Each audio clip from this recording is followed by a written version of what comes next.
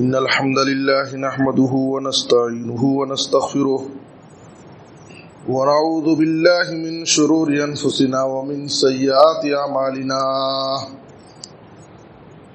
من يهده الله فلا مضل له ومن يضلله فلا هادي له وأشهد أن لا إله إلا الله وحده لا شريك له وأشهد أن محمدا عبده ورسوله يا أيها الذين آمنوا اتقوا الله حق تقاته ولا تموتن إلا وأنتم مسلمون يا أيها الناس اتقوا ربكم الذي خلقكم من نفس واحدة وخلق منها زوجها وبث منهما رجالا كثيرا ونساء واتقوا الله الذي تساءلون به والأرحام إن الله كان عليكم رقيبا يا أيها الذين آمنوا اتقوا الله وقولوا قولا سديدا يصلح لكم أعمالكم ويغفر لكم ذنوبكم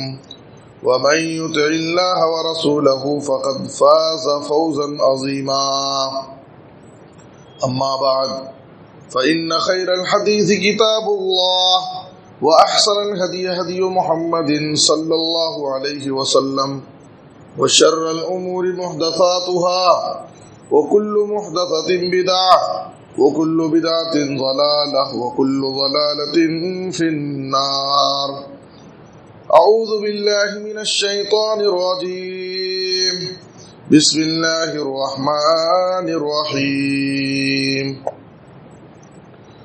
إن الذين يحبون أن تشيع الفاحشة في الذين آمنوا لهم عذاب أليم في الدنيا والآخرة والله يعلم وأنتم لا تعلمون سبحانك لا علم لنا إلا ما علمتنا إنك أنت العليم الحكيم رب اشرح لي صدري ويسر لي أمري واحلل عقدة من لساني يفقهوا قولي رب زدني علما. ہر قسم کی حمد و ثنا، تعریف و ستائش، بڑائی اور بزرگی، عظمت و کبریائی صرف اللہ رب العالمین کے لیے لائق اور زیبا ہے. درود و سلام ہو ہم سب کے آخری نبی جناب محمد الرسول اللہ صلی اللہ علیہ وسلم پر. محترم حضرات، آج کے خطبہ جمعہ میں مجھے آپ حضرات کے سامنے اسلام میں حیا کا کیا مقام ہے اور بے حیائی کتنی بری چیز ہے، اس تعلق سے کچھ باتیں عرض کرنی ہے. ایک مسلمان، ایک مومن کے اندر حیا کی صفت پائے جانا کتنا ضروری ہے اور بے حیائی سے کتنے نقصانات ہیں اور اس کے برے اثرات سماج اور معاشرے پر اور انسان کی زندگی پر کیا مرتب ہوتے ہیں. میں حیا کی اہمیت کو چند پوائنٹ کی روشنی میں آپ کے سامنے واضح کرنے کی کوشش کروں گا. آپ ان باتوں کو غور سے سنیں اور اندازہ لگائیں کہ اسلام میں حیا کا کیا مقام ہے اور حیا یہ کتنی عظیم صفت ہے، یہ کتنا بہترین اخلاق ہے. احادیث کے اندر جناب محمد الرسول اللہ صلی اللہ علیہ وسلم نے اس کی بہت ساری اہمیت بیان کی ہے. سب سے پہلی چیز یہ ہے کہ یہ ہمارے ایمان کا ایک حصہ ہے. حیا یہ ہمارے ایمان کا ایک حصہ ہے، ایمان کی علامت اور پہچان ہے. جس کے اندر حیا ہے، با حیا انسان، اس کا مطلب یہ ہے کہ وہ مومن ہے، اس کے یہ ایمان کی نشانی حیا ہے. جناب محمد الرسول اللہ صلی اللہ علیہ وسلم نے فرمایا، صحیح مسلم کی مشہور حدیث ہے، الایمان بضع و سبعون او بضع و ستون شعبہ فافضلها قول لا الہ الا اللہ وادناها اماطۃ الاذى عن الطریق والحیاء شعبۃ من الایمان، آپ صلی اللہ علیہ وسلم نے کہا کہ ایمان کے 60 یا 70 سے زائد شاخیں ہیں. ایمان کا سب سے افضل درجہ کلمہ توحید کا اقرار کرنا، اور ایمان کی سب سے ادنا شاخ راستے سے تکلیف دہ چیز کو ہٹانا ہے. یہ بھی ایمان کی ایک چھوٹی نشانی ہے کہ راستے سے تکلیف دہ چیز کو ہٹا دیں. یہ بھی ایک نیکی اور ثواب کا کام ہے. پھر آپ صلی اللہ علیہ وسلم نے کہا والحیاء شعبۃ من الایمان، حیا یہ ایمان کی شاخوں میں ایک شاخ ہے. یہ ایمان کی نشانیوں میں سے ایک نشانی ہے. جس کے اندر حیا کی صفت ہے گویا کہ اس کے پاس ایمان ہے. اگر اس کے اندر حیا کی صفت نہیں ہے تو اس کا مطلب یہ ہے کہ وہ کامل اور مثالی مومن نہیں. دوسری حدیث جو مستدرک حاکم اور بہقی میں ہے، جس کو امام البانی نے صحیح الجامع میں ذکر کیا ہے، الحیاء والایمان قرنا جمیعا، حیا اور ایمان دونوں کو ایک ساتھ جوڑ دیا گیا ہے. دونوں ایک دوسرے سے ملے جلے ہیں. فَإِذَا رُفِيَ أَحَدُهُمَا رُفِيَ الْآخَرَ، جب ان میں سے ایک چیز ختم ہوئی تو دوسری چیز خود بخود ختم ہو جائے گی. دونوں حیا اور ایمان دونوں ایک دوسرے سے جڑے ہوئے ہیں. ایک چیز ختم ہوئی تو دوسری خود سے ختم ہو جائے گی. تو اس کا مطلب یہ ہے کہ حیا یہ اتنی عظیم صفت ہے بندے کے اندر کہ یہ ہماری ایمان کی پہچان ہے. اس سے حیا کی اہمیت کا اندازہ لگا سکتے ہیں. دوسری چیز حیا کی اہمیت اسلام میں کیا ہے؟ الحیاء مفتاح لکل خیر، ہر قسم کی بھلائی خیر کی کنجی حیا ہے. اگر انسان کے پاس حیا کی صفت ہے تو انسان سمجھیے کہ بہت ساری خوبیوں کا مالک ہے. انسان کے اندر حیا، باحیا انسان بہت سارے کمال اخلاق، اچھے اخلاق، خوبیوں کا مالک ہے. اس لیے کہ حیا انسان کو بھلائی کی طرف، اچھائی کی طرف لے جاتی ہے اور برائی سے روکتی ہے. تو باحیا انسان بہت ساری خوبیوں کا مالک ہوتا ہے. اسی بات کو آپ صلی اللہ علیہ وسلم نے کہا صحیح مسلم میں، الحیاء لا یأتی الا بخیر، اور دوسری حدیث میں ہے الحیاء خیر کلہ، یا تیسری حدیث میں الحیاء کلہ خیر. حیا سراپا خیر کا نام ہے. حیا ایک ایسی صفت ہے جو بندے کے اندر خیر ہی خیر پیدا کرتی ہے. اس سے بندے کے اندر خوبیاں ہی پیدا ہوں گی باحیا انسان کے اندر. تو حیا یہ ہر قسم کی خیر اور بھلائی کی کنجی ہے. یہ دوسری چیز ہو گئی. اور تیسری چیز یہ ہے کہ حیا اتنی عظیم صفت ہے کہ حیا انسان کی شخصیت کو سنوارتی ہے اور اس کو نکھارتی ہے، اس کو عزت بخشتی ہے. اور بے حیائی انسان کو داغدار کرتی ہے، اس کی شخصیت کو داغدار بنا دیتی ہے، عیبدار بنا دیتی ہے. انسان سماج اور معاشرے میں بے حیا انسان بدنام ہو جاتا ہے، اس کی کوئی عزت نہیں ہوتی. آپ صلی اللہ علیہ وسلم نے کہا ترمذی کی حدیث میں، ما كان الفحش في شيء الا شانه وما كان الحياء في شيء الا زانه. بے حیائی جب کسی چیز میں ہوتی ہے تو وہ اس کو عیبدار بناتی ہے، اور حیا کسی چیز کو زینت بخشتی ہے، اس کو سنوارتی ہے، اس کو نکھارتی ہے. تو اگر بندے کے اندر حیا ہے تو اس کی شخصیت سنور جائے گی، وہ عزت اور مقام حاصل کرے گا، اور اس کی شخصیت داغدار نہیں ہونے پائے گی، بدنامی سے وہ بچے گا. اور ایک چوتھی چیز یہ ہے کہ حیا ایک ایسی خوبی ہے، ایک ایسی صفت ہے جو اللہ رب العالمین کو پسند ہے. اللہ تعالیٰ اس صفت کو پسند کرتا ہے. آپ صلی اللہ علیہ وسلم نے کہا ابو داؤد کی حدیث میں ان اللہ عز وجل حی ستیر یحب الحیا والستر. اللہ تعالیٰ حیا والا ہے اور پردہ پوشی کرنے والا ہے. اللہ تعالیٰ لوگوں کے عیبوں پر پردہ ڈال دیتا ہے, چھپا دیتا ہے, فوراً گرفت نہیں کرتا.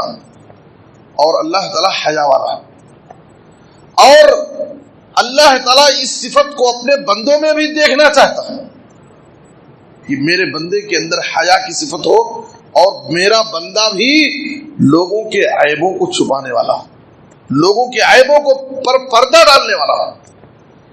یہ ایسی صفت ہے, اللہ خود حیا والا ہے اور عیبوں پر پردہ ڈالنے والا ہے, اور اس صفت کو اللہ تعالیٰ اپنے بندوں میں بھی دیکھنا چاہتا ہے. اللہ کو یہ صفت بہت پسند ہے. اشج عصری ابن ماجہ کی حدیث سے آپ صلی اللہ علیہ وسلم نے ان سے کہا تھا ان فیک خصلتین یحبہم اللہ الحلم والحیاء. ابن ماجہ میں الحلم والحیاء اور صحیح مسلم میں الحلم والانات ہے. آپ صلی اللہ علیہ وسلم نے اشج عصری جو وفد عبد القیس کے سردار تھے ان سے کہا تھا کہ تمہارے اندر دو ایسی خوبیاں پائی جاتی ہیں, دو ایسی عادتیں تمہارے اندر پائی جاتی ہیں جن کو اللہ پسند کرتا ہے, وہ اللہ کو بہت پسند ہے. الحلم والحیاء, پہلی چیز حلم ہے, بردباری کی صفت, اور دوسری الحیاء. یہ دو ایسی خوبیاں تمہارے اندر پائی جاتی ہیں جو اللہ تعالیٰ کو بہت عزیز ہے, اللہ کو بہت پسند ہے. تو حیا کی صفت کو اللہ تعالیٰ بہت پسند کرتا ہے. پانچویں چیز یہ ہے حیا کی اہمیت کہ حیا ایک ایسی صفت ہے جو جنت میں لے جاتی ہے. اگر بندے مومن کے پاس بندے مومن حیا کی صفت سے متصف ہے, وہ صاحب حیا ہو, تو حیا ایک ایسی خوبی ہے جو مومن کو جنت میں لے جاتی ہے. آپ صلی اللہ علیہ وسلم نے کہا الحیاء من الایمان والایمان فی الجنہ والبذاء من الجفاء والجفاء فی النار. ترمذی کی حدیث ہے. آپ صلی اللہ علیہ وسلم نے کہا کہ یاد رکھو کہ حیا یہ ایمان کی نشانی ہے, ایمان کا ایک حصہ ہے, اور ایمان والے جنت میں ہوں. حیا کی وجہ سے بندے کے اندر ایمان مضبوط ہوگا اور ایمان والے جنت میں رہیں گے, اور بے حیائی یہ بد اخلاقی کی قسم, اور بد اخلاق لوگ, نافرمان گنہگار لوگ جہنم میں ہوں. تو حیا ایک ایسی صفت ہے کہ جو آدمی کو جنت میں لے جاتی ہے. اس سے بھی حیا کی اہمیت کا اندازہ ہم لگا سکتے ہیں. ایک چھٹی چیز یہ ہے کہ حیا یہ اسلام کا اخلاق ہے, یہ اسلام کے بہترین اخلاق میں سے ایک بہترین اخلاق. آپ صلی اللہ علیہ وسلم نے کہا, ابن ماجہ کی حدیث ہے, ان لکل دین خلقا وان خلق الاسلام الحیاء. ہر دین کا ضابطۂ اخلاق ہوتا ہے, ہر مذہب کے پاس کچھ طور طریقے ہوتے ہیں, کچھ مخصوص عادتیں ہوتی ہیں جس سے اس مذہب کی شناخت ہوتی ہے, پہچان ہوتی ہے. اور آپ صلی اللہ علیہ وسلم نے کہا دین اسلام کی پہچان, دین اسلام کا اخلاق حیا ہے. جو مومن ہوگا, مسلمان ہوگا, اس کے اندر حیا کی صفت پائے جانا ضروری ہے. یہ دین اسلام کی پہچان, حیا یہ اسلام کا اخلاق, اس سے ایک مسلمان کی پہچان ہوتی ہے, اس سے اس کی اسلام کی پہچان ہوتی ہے کہ یہ شخص مسلمان ہے اور اسلام پر چلتا ہے. تو حیا یہ دین اسلام کا اخلاق ہے. نمبر 7, سابقہ شریعتوں میں جو تعلیمات تھیں, دوسرے نبیوں کو جو شریعتیں دی گئی, وہ شریعتیں, وہ احکامات جو منسوخ نہیں ہوئے, ختم نہیں ہوئے, سابقہ شریعتوں کی تعلیمات میں سے ایک تعلیم حیا بھی ہے. ان مما ادرک الناس من کلام النبوۃ الاولى, سے بخاری کی حدیث میں ہے, آپ صلی اللہ علیہ وسلم نے کہا کہ لوگوں نے سابقہ شریعتوں میں سے جو تعلیمات حاصل کی ان میں سے ایک تعلیم حیا کی صفت ہے۔ اس کا مطلب یہ ہے کہ حیا ایک ایسی صفت ہے جس کی تعلیم ہر شریعت میں دی گئی تھی۔ ہر نبی نے اپنی قوم کو حیا کی تعلیم دی اور حیا کے اوپر ابھارا۔ یہ اتنی اہم چیز ہے۔ اسی کو آپ صلی اللہ علیہ وسلم نے کہا ان مما ادرک الناس من کلام النبوۃ الاولی۔ اور ایک آٹھویں چیز کہ حیا ایک ایسی صفت ہے جو انسان کو برائی سے روکتی ہے، نیکی کا جذبہ اس کے دل میں پیدا کرتی، برائی سے نفرت دلاتی۔ اسی حدیث میں صحیح بخاری میں آپ صلی اللہ علیہ وسلم نے کہا اذا لم تستحی فاصنع ما شئت، جب تیرے اندر حیا نہ ہو تو اب تو جو چاہے کرے۔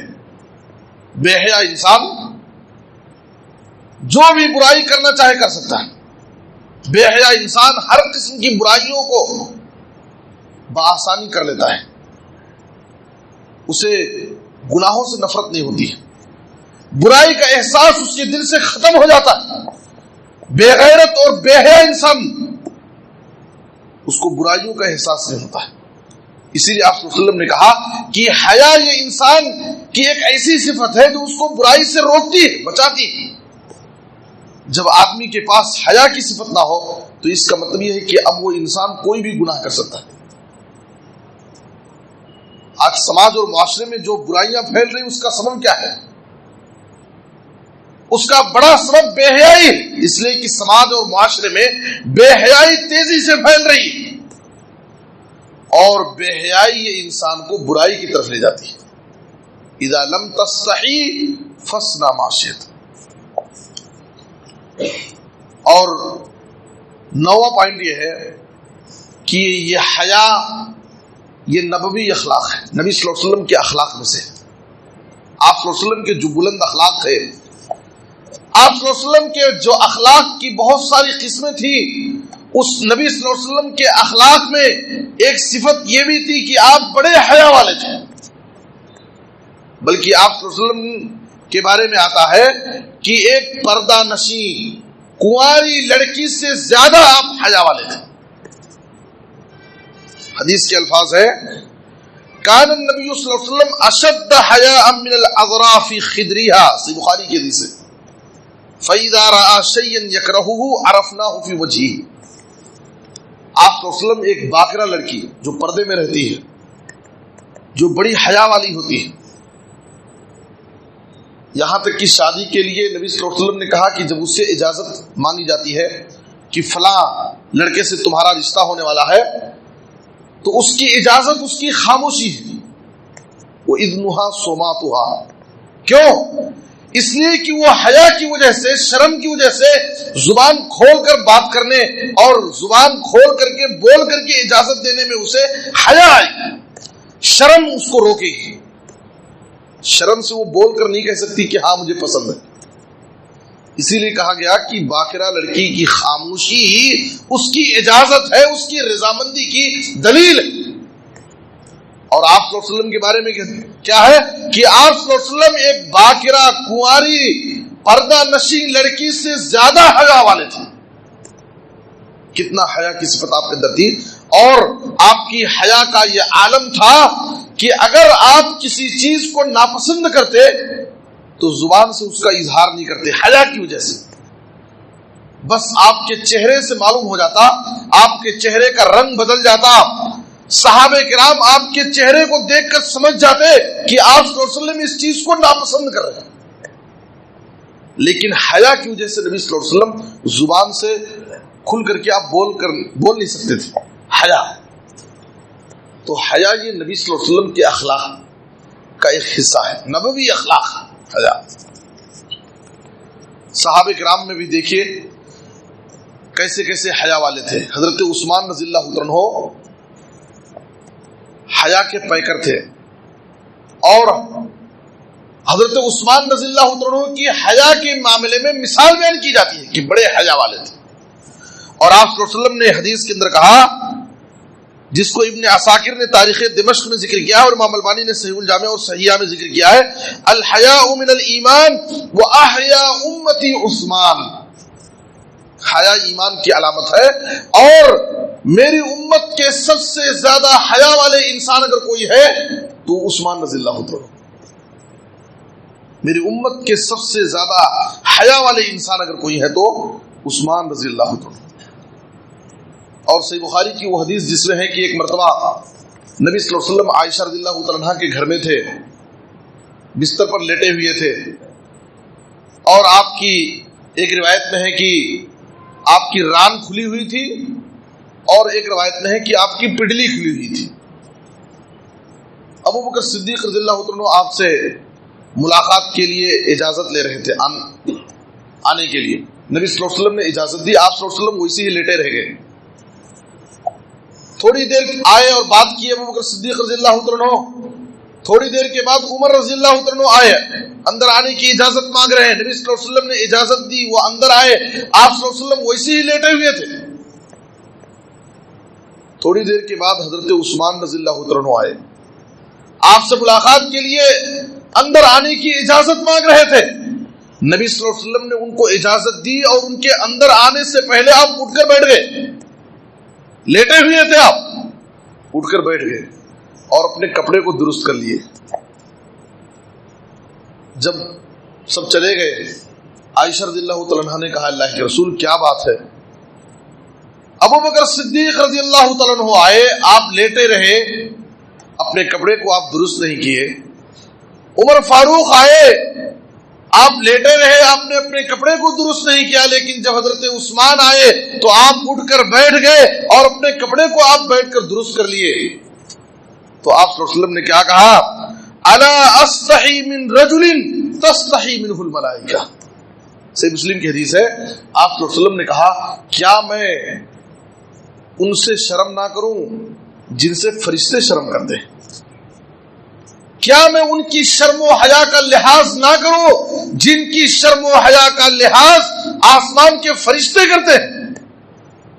عثمان اتنے حیا والے ہیں کہ ان کی حیا کا لحاظ آسمان کے فرشتے کرتے ہیں، اس لیے میں بھی ان کی حیا کا لحاظ، ان کے حیا کے لحاظ میں اٹھ کر بیٹھ گیا اور اپنے کپڑے کو درست کر لیا۔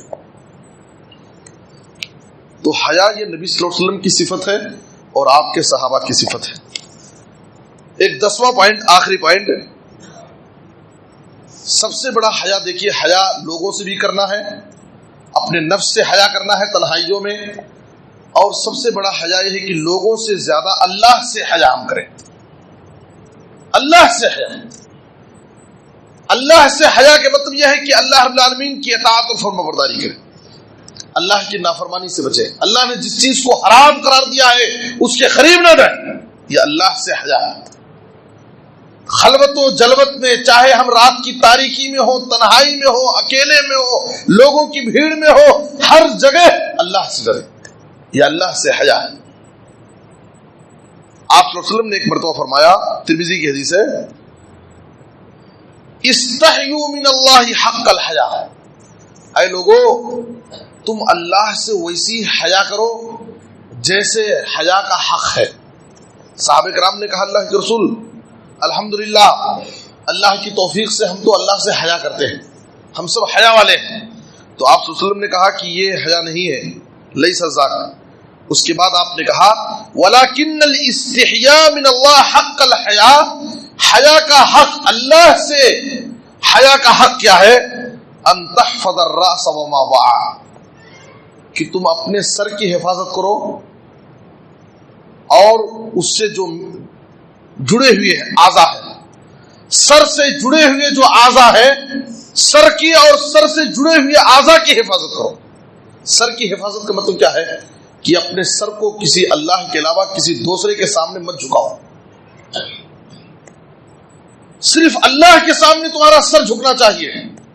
سر کی حفاظت یہ بھی ہے کہ تم اپنا سر لوگوں کے سامنے فخر اور تکبر سے اونچا مت کرو، میں انانیت ظاہر کرنے کے لیے۔ لوگوں کے سامنے رہو تو جھک کر رہو، اور اپنا یہ سر، اپنی یہ پیشانی صرف رب کے دربار میں جھکاؤ، کسی دوسرے کے سامنے مت جھکاؤ، کسی دوسرے کے دربار میں. اور سر سے جڑے ہوئے جو اعضاء ہیں ان کی بھی حفاظت کرو، یعنی سر سے جڑے ہوئے جیسے آنکھ ہے، کان ہے، زبان ہے، یہ سب سر سے جڑے ہوئے اعضاء ہیں.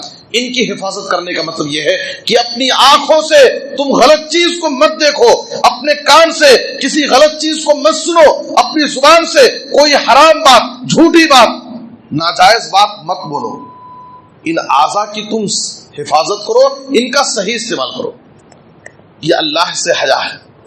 اس کے بعد کہا وَتَحْفَظَ الْبَطْنَ وَمَا حَوَا، اور اپنے پیٹ کی حفاظت کرو اور پیٹ سے جڑے ہوئے جو اعضاء ہیں. پیٹ کی حفاظت کا مطلب یہ ہے کہ تمہارے پیٹ میں حرام لقمہ نہیں جانا چاہیے، حلال کھاؤ. اور پیٹ سے جڑے ہوئے اعضاء کا مطلب یہ ہے کہ دل و دماغ، دل، ہاتھ پیر ہیں، تم اپنے قدم کو برائی کی طرف مت بڑھاؤ، اپنے ہاتھ سے کسی غلط چیز کو مت چھوؤ. اپنے جسم کے ایک ایک عضو کی حفاظت کرو. وَلْتَذْكُرِ الْمَوْتَ وَالْبِلَا، موت کو یاد کرو اور مرنے کے بعد کے جو مراحل ہیں، قبر میں جب تمہاری ہڈیاں سڑ گل جائیں گی، اس مرحلے کو یاد کرو، اس کی فکر کرو. وَمَنْ أَرَادَ الْآخِرَةَ تَرَكَ زِينَةَ الدُّنْيَا، اور جو آخرت کا طلبگار ہوگا، آخرت میں کامیابی حاصل کرنا چاہے گا، وہ دنیا کی زیب و زینت کے پیچھے نہیں پڑے گا، دنیا کی نعمتوں کو چھوڑ دے گا. فمن فعل ذلك فقد استحیا، یعنی من اللہ حق الحیا، جو شخص ان کاموں کو کرے گا، یعنی اپنے جسم کے اعضاء کی حفاظت کرے گا گناہوں سے، نافرمانیوں سے، تو یہ اللہ سے حقیقی حیا، اللہ سے حیا ہے. میرے بزرگوں اور دوستو، ٹیکنالوجی کی اس زمانے میں بے حیائی بڑی تیزی کے ساتھ بڑھ رہی ہے. بے حیائی بڑی تیزی کے ساتھ معاشرے میں پھیل رہی، انٹرنیٹ کے ذریعے، موبائل فون کے ذریعے. جبکہ اللہ تعالیٰ نے قرآن مجید میں صاف لفظوں میں متعدد مقامات پر بے حیائی کو حرام قرار دیا ہے. سورہ اعراف کی آیت نمبر 33 میں اللہ نے کہا قُلْ إِنَّمَا حَرَّمَ رَبِّيَ الْفَوَاحِشَ مَا ظَهَرَ مِنْهَا وَمَا بَطَنَ، ہر قسم کی بے حیائی، چاہے ظاہری ہو چاہے باطنی، اللہ تعالیٰ نے حرام قرار دیا ہے. اور وہ لوگ جو سماج اور معاشرے میں، لوگوں میں، اہل ایمان میں بے حیائی کو پھیلاتے ہیں، ویڈیو کلپ کے ذریعے، سوشل میڈیا پر، موبائل فون کے ذریعے، انٹرنیٹ کے ذریعے، ایسے لوگوں کے لیے اللہ تعالیٰ نے دنیا اور آخرت دونوں جگہ دردناک عذاب کی وعید سنائی ہے، دھمکی دی ہے. ان الذين يحبون ان تشيع الفاحشة في الذين امنوا لهم عذاب اليم في الدنيا والاخره. سورہ نور کی آیت نمبر 19 ہے. اللہ نے کہا جو لوگ اہل ایمان میں بے حیائی کو پھیلانا پسند کرتے ہیں، بے حیائی جس کو اللہ نے حرام قرار دیا ہے، بے حیائی کو اہل ایمان میں پھیلانا پسند کرتے ہیں، ایسے لوگوں کے لیے دنیا اور آخرت دونوں جگہ دردناک عذاب ہے. آج اس ماحول میں ہم سوچیں کہ ہم بے حیائی کو کس طرح سے پھیلا رہے ہیں. خاص طور پر حیا یہ عورت کا اصل زیور ہے. خواتین میں حیا کی صفت خاص طور پر زیادہ ہونی چاہیے. عورت کا اصل زیور اس کا سونا چاندی اور زیورات نہیں ہے، عورت کا اصل زیور اس کا حیا ہے. عورت کی اصل خوبصورتی حیا میں ہے اور اس کا تحفظ، اس کی عزت کی حفاظت حجاب اور پردے میں ہے. آج خواتین میں بے حیائی بڑھ رہی ہے اور برسر عام ہماری خواتین میں بے پردگی کی شکل میں بے حیائی بڑھ رہی ہے. آپ صلی اللہ علیہ وسلم نے کہا تھا نساء کاسیات عاریات مائلات ممیلات رؤوسهن کاسنمۃ البخت المائلہ لا يدخلن الجنہ ولا یجدن ریحا. کچھ عورتیں ایسی ہوں گی جو کپڑے پہنے ہوں گی لیکن کپڑے پہن کر کے بھی ننگی نظر آئیں گی، خود مائل ہوں گی، دوسروں کو اپنی طرف مائل کرنے والی ہوں گی، ان کے سر بختی اونٹ کی کوہان کی طرح ہوں گے. آج آپ دیکھیے چوٹیاں کیسی کیسی چوٹیاں آ گئی، سر کے بالوں کی جو چوٹیاں لگائی جاتی ہیں. آپ صلی اللہ علیہ وسلم نے کہا ایسی بے حیا عورتوں کے بارے میں جو لوگوں کے سامنے، اجنبی مردوں کے سامنے، بازاروں میں لوگوں میں شانہ، مردوں کے شانہ بے شانہ اپنی بے پردگی کا، اپنی زینت کا اظہار کریں گی، بے پردگی کے ساتھ لوگوں میں گھومیں گی پھریں گی، ایسی بے حیا عورتوں کے بارے میں آپ نے کہا لا يدخلن الجنہ، یہ جنت میں داخل نہیں ہوں گی۔ جنت میں داخلہ تو بہت دور کی بات ہے، ولا یجدن ریحھا، جنت کی خوشبو بھی نہیں پائیں گی۔ جبکہ آپ کو معلوم ہے کہ جنت کی خوشبو ایک روایت کے مطابق 40 سال کی مسافت پر بھی کوئی آدمی ہو تو وہ بھی جنت کی خوشبو محسوس کرے گا، 40 سال کی دوری پر، اور ایک روایت میں 70 سال کی مسافت، اور ایک روایت میں 100 سال کی مسافت، 100 سال کی دوری پر جو آدمی ہوگا وہاں بھی جنت کی خوشبو پائے گا۔ یہ کتنی بدنصیب عورت ہوگی جو لوگوں میں بے حیا عورتیں جو بے پردگی کا اظہار کرتی ہیں، وہ جنت میں داخلہ تو دور کی بات ہے، جنت کی خوشبو بھی ان کو نہیں ملے گی۔ اس لیے ہماری خواتین کو چاہیے، ایک واقعہ بیان کر کے میں اپنی بات ختم کرتا ہوں، حیا والی عورت دیکھی کیسی ہوتی ہے۔ ایک مرتبہ عطا بن ابی رباح کہتے ہیں کہ مجھ سے عبداللہ بن عباس نے کہا الا اریکا امراۃ من اہل الجنہ، کیا میں تم کو ایک جنتی عورت نہ دکھاؤں؟ صحیح مسلم کی حدیث ہے۔ تو انہوں نے کہا اللہ کے رسول ضرور آپ ہم کو جنتی عورت دکھائیے۔ تو کہا کہ دیکھو یہ کالی کلوٹی عورت جو نبی صلی اللہ علیہ وسلم کی خدمت میں آئی اور اس نے کہا انی اسرع و انی اتکشف، مجھے مرگی کا دور پڑتا ہے، وہی کی بیماری، مرگی کا جب اٹیک ہوتا ہے تو میں بے پردہ ہو جاتی ہوں، میرے جسم سے کپڑے ہٹ جاتے ہیں بے ہوشی کی وجہ سے، مجھے ہوش نہیں رہتا۔ اے اللہ کے رسول آپ میرے لیے اللہ سے دعا کر دیجئے کہ اللہ تعالیٰ یہ بیماری مجھ سے ختم کر دے۔